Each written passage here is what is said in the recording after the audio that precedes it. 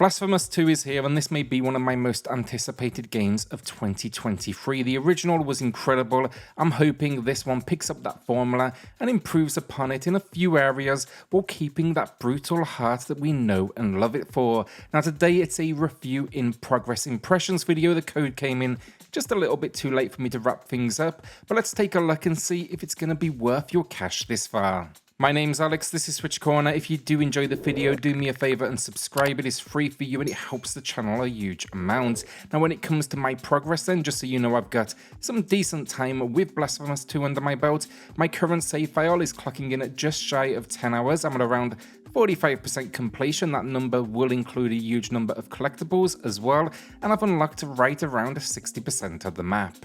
Blasphemous 2 picks things up where the original left off, just after the events of the Wounds of Eventide DLC. Now, we've awoken in a new world, and our goal, we need to face a cycle of death and rebirth once again to tackle a new enemy that threatens this land. Really don't want to go into the story too much for spoilers' sake, but I'm really enjoying what I've seen this far. It is near constantly evolving, and each mission that is revealed comes with a new element of storytelling uncovering the secrets of this world.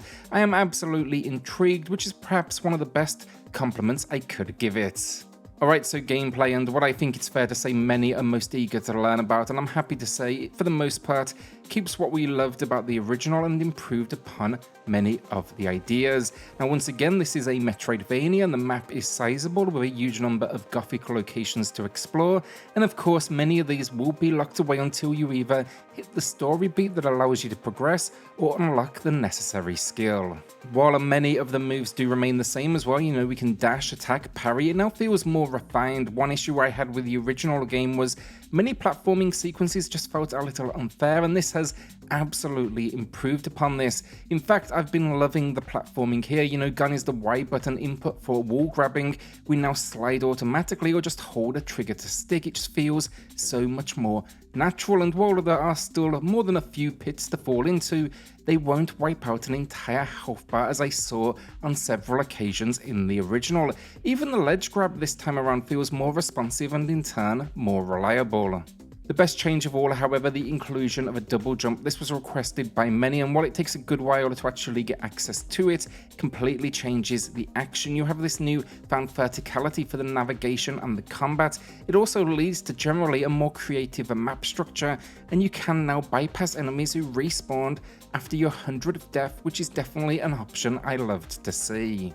If you did play and enjoy the original as well, like I said, there's tweaks to the formula here, but you should still feel right at home. Sure, it's a new world, but there's many enemies that do make a reappearance, though granted, with a slight tweak now to their design or animations. I also feel that the game is relying more on the parry mechanic than ever, and I like that. It adds this strategy to this often brutal combat, and the auto attack response after a parry, when you time it just right, it is incredibly satisfying. I have very few faults with the gameplay overall. It's the step up I wanted. The enemy variety is impressive, the map design is fantastic, but it still all feels like a Blasphemous game. You know, altars are still the save points, while they also restore your health. Lifts are scattered all over the place to transfer you quickly, and then specific teleport locations do once again make an appearance. I'd also add the save points feel a little more kind of generous this time around, and I've already died a few hundred times, so that's again another welcome addition. The guilt mechanic then also returns, with thorns covering our special meter as deaths are encountered. This ties to a selection of options such as magic. They are known in game as prayers, and there's a number to uncover from those that help in defense to all out attacks. To build it up, you need to attack enemies, but thorns, they are a little more complex. They actually limit the amount of times we can use them, and they are going to be needed in battle. To remove thorns, we can either revisit our spirit where we last died, a reminder of the Souls world, or you can visit confessional and pay for the privilege, which I do recommend. You should also look for health flasks and make blood donations ASAP. Your health won't regenerate, so they are needed, and you can even improve the size of your health meter as well. Rosary beads also make a return, and these they act as buffers. There's also a hub location, a town, and here we have a number of stores and a number of characters that need our help in one way or another. A sculptor, for example, requires tools, but he will thank us with gifts. A store allows us to advance our character items, And then there's once again cherubs to uncover hidden in some particularly tricky locations, but they also come with the promise of a reward. There's a huge amount to keep me coming back long after I hit the end of the story, that is clear, and I'm already impressed with the runtime. So what else has changed though, and I'm sure you've noticed this far from the footage? Weapons. There is now free on offer: a sword, a pair of fencing weapons, and a chain mace. You will need to quickly switch between these using the left trigger. It is not always ideal, but you can change the order of them from the pause menu. They also all have their place in this world. The sword has a specific blood ritual power-up that's brutal. It was by far my favourite. The chain mace deals incredible damage at the cost of speed, and the fencing swords, they are the reverse. They're fast, great to interrupt enemies, but often they're just not up to the job.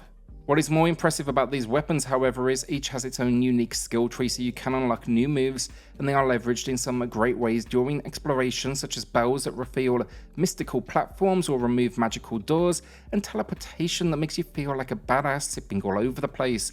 Now, I would also argue that with the improved movement capabilities of the Penitent One, it's led to enemies that are generally more impressive and challenging from the attacks they will leverage against you. It is once again a game of learning patterns, but it's incredibly rewarding to overcome, and I would say there's a new layer of complexity added in. To highlight this, in fact, boss encounters, they are a highlight, where you'll be asked to master everything you know, and understanding the dodge mechanic and its brief kind of invincibility if timed right will be essential. Some of these, honestly, I've spent 30 to 45 minutes on some of them just trying to overcome the different waves of patterns ahead of me. Problems then, very few honestly. The first game had a few cheap enemies, that hasn't changed, especially those that teleport. I had a couple of scenarios where they layered over one another, so I couldn't really read the timing for my parry. The map is once again just weak, it's still not displayed on screen, which is frustrating, but you can at least now place custom markers. I don't believe that was a feature in the original, and I also had a few very minor glitches. Now, before I do break these down for you all, I want to say the game has been running incredibly smoothly for me this far, but the issues I faced, there's one small area in the hub location where the camera snaps between angles. If you do jump, it needs to be patched. You're actually seeing it on screen now. Now, fortunately, I will add here, enemies do not spawn in this location, so it's not a massive deal, but everything here is so polished, they may as well perfect this as well. Now, alongside this, then a couple of enemies, when they died, and this was rare, but they didn't drop to the floor, they froze in place before vanishing. As I say, incredibly minor. The improvements on gameplay overall are clear, and I think Blasphemous fans have a huge amount to be excited for come release day. Visuals and audio then, we'll keep it quick. I'll save the majority of this for my review, but it looks different, that is for sure.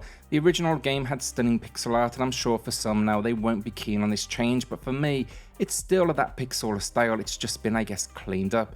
The original felt like a game that could have been on the 32-bit systems. Now it's clearly an influence, but they've pulled it very much into 2023. The animations are stunning for our enemies, the world's a whole lot smoother with more, I found, environmental detail. Location-wise, it's just constantly changing, and enemies, they can be screen-filling, and they tidied up the pause menu as well, which I appreciated. It's just quite a bit easier now to navigate. The big change I'm still not sold on at this point is the cutscenes. They've gone for an anime style, which, don't get me wrong, the artwork is amazing, but I'm waiting to see the story out. I do miss the more consistent pixel style of the original. It felt a little more in-engine. It is particularly noticeable here because they kept the heavily pixelated subtitles of the core gameplay, and that absolutely clashes. The music, it's better than the original of this, like the rest of the package, kind of sees them dialing things up to 11, and it's been just one epic orchestral track after another, and it really sets the tone for the world and the action. So overall, at 10 hours in and a few hundred deaths so far, I am impressed. Many of the improvements I wanted to see make an appearance, especially the platforming, which now feels like it belongs, and no longer do I face scenarios that felt a little out of reach in comparison to the Penitent One's maneuverability. The double jump as well, alongside the new weapon selection, just elevates the action entirely.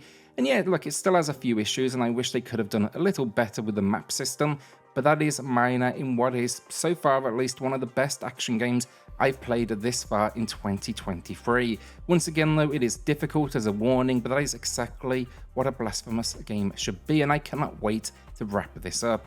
Once I have done that, you can expect a final review, but you should definitely be excited about this one.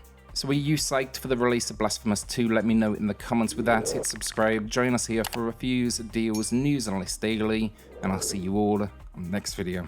Thanks everyone.